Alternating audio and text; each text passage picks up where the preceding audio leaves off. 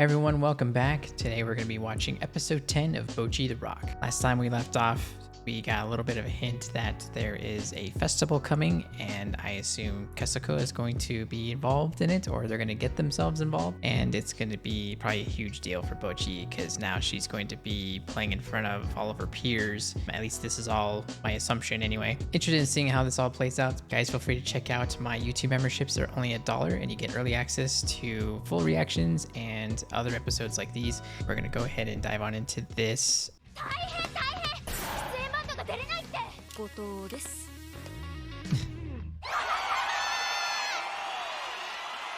This is all in her head, 100%.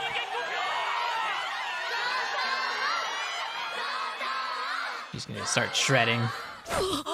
Uh-oh.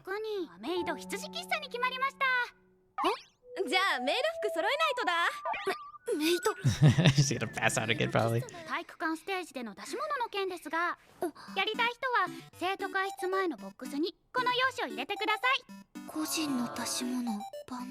That would be pretty interesting if Bocchi was the one to step forward and pick up that form and get the band to play.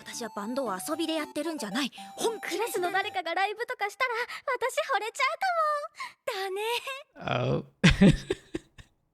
That's all it took.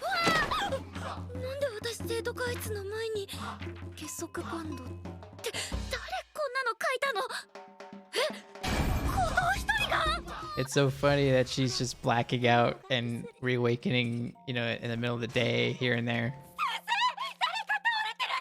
She doesn't even know she's the one writing this stuff.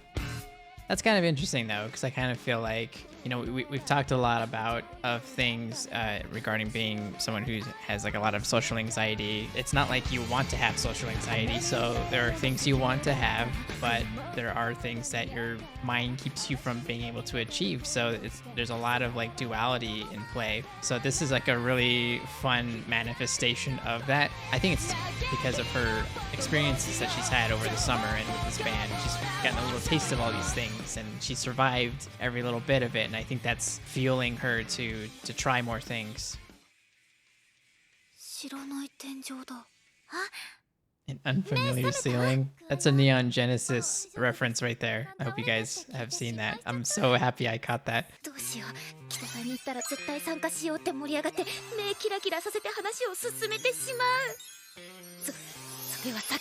So the band doesn't know anything, right?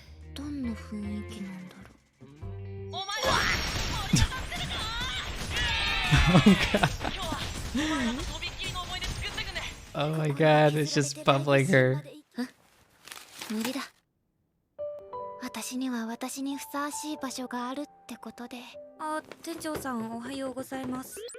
putting herself in the trash. 文化祭のことを憂いているんです。結束バンドで文化祭ステージ出るか迷ってんだってさ。文化祭のステージ？いいじゃん、出ようよ。にじこちゃん出たことあるんですか？うん、中学の時ね。私もある。マイナーな曲弾いて会場をお通夜にしてやった。なんで誇らしげ？私もオリジナル曲ここ以外でやりたい。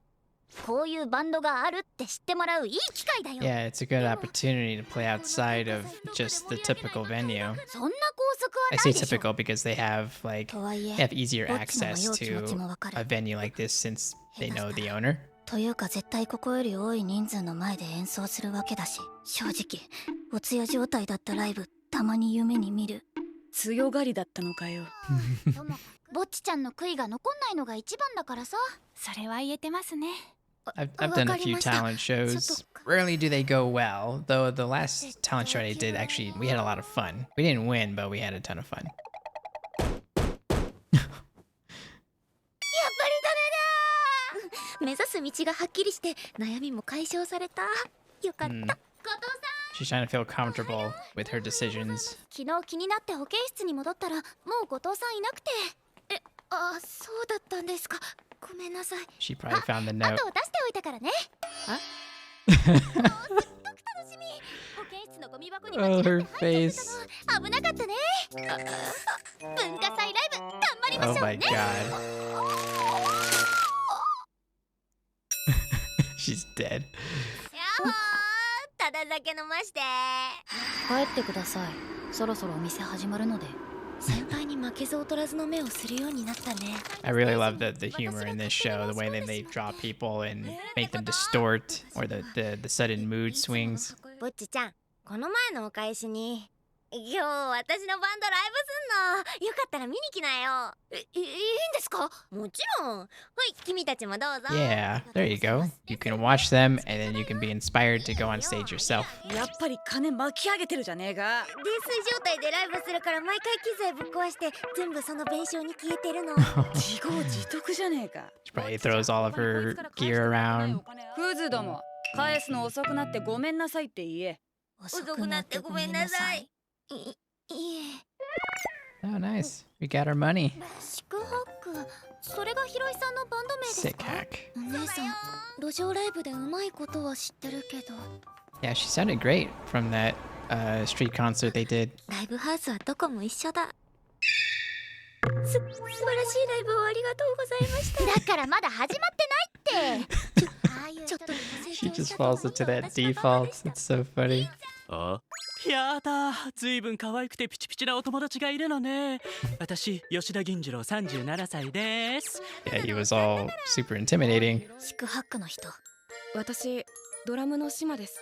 よろしく。よろしくお願いします。 Ooh, I wonder if they're gonna like observe each other like one on one. Like Nichika maybe observes their drummer. お待たせしました。ありがとうございます。お客さん多いですね。 Yeah, it's a pretty decent turnout. りょう先輩、四苦八苦ってどんなバンドなんですか？ジャンルはサイケデリックロック。1960年代に流行したジャンルでドラッグによる幻覚を。 Psychedelic rock, huh? All right. 情的でそれでいてロジカルなギター。 Really good bass riff. ステージにいる間は演者はヒーロー。バンドって最高にかっこいい。 Just the way that the bass grooves that entire time. It's really well done. すごくよかった。ねえ、なんか元気なく That ない？ wasn't too far off from what I was Live, expecting to hear from her, though. It kind of has like a bit of a punk vibe in there. It's like grunge as well. 高校まで教室の隅でじっとしているネクラちゃんだったんだよ。陰キャ同士は惹かれ合うって本当なんだな。イエーイ、その意気だ。壁の修繕費プラス10万加算しといた Oh から my ね。god. ぼっちちゃんとの連帯責任で。 She must be pretty strong then. Punch a hole in the wall. りょう先輩に分けちゃダメなんですか？ダメ。ぼっちちゃんにずっとお金返してなかったんだから少しは痛い目見るべき。引くよもう絶対人にお金借りません。じゃあこれだけあげる。虹か優しい。好き。瀬戸りなら決めてある。え？2曲目にはぼっちのギターソロ入れる。 I really love ぼっちの見せ場。 conversations within a band talking about stuff like this. When they need to break down technical things like set lists and going over why songs come first and which ones go 滑って last. も4人いるし痛みは4等分。 I remember we would have like really small reasons for songs going first. Like I'll have a lot of stamina in the beginning of the show. So, and this song requires a lot of stamina, so it needs to go first. 嘘ついて本当にごめんなさい。 Oh, Ikuyo is feeling really bad about あり that. がとうございます。最初はどうしようって思ってたんですけど、今はちょっと楽しみっていうか。 There's character growth right there. 後藤さん、私もっともっと練習頑張るから。どうしても後藤さんに文化祭ライブ出てほしかったんだ。だって後藤さんは She's amazing. 後藤さんも自分の練習あるし、もっと練習して変わりたいんです。私も。はい、後藤さん補習で。ああ。 Makeup lessons? ぼっちちゃんが消えた。 Whoa, what? You can't just end an episode like that. Alright, so we got to check out Sick Hack. They are a more seasoned band, of course, than Kesuko. Kesuko still just started. So definitely you can imagine whatever they were going to see was going to be a more of a polished sound. For them to go to a show and get inspired to do better in their own show or to just be inspired to play a show in general is definitely a pretty common thing, I would think. That's happened to me multiple times anytime I go to a show, and just absorbing the energy and the atmosphere in the room is enough to get your creative juices flowing, and you want to be like, wow, I want to create something that kind of had that vibe I just heard, or just in general. That's a pretty realistic take too, for the band to go check out a sick hack and be able to be inspired to do something on their own too. I think Ikuyo is a very interesting character because she kind of represents a type of person that not many introverts know exist, and that is an extrovert who has their own form of social anxiety, but it's kind of in the form of they want to do good, they don't want to fail people around them, or they feel like maybe they did something wrong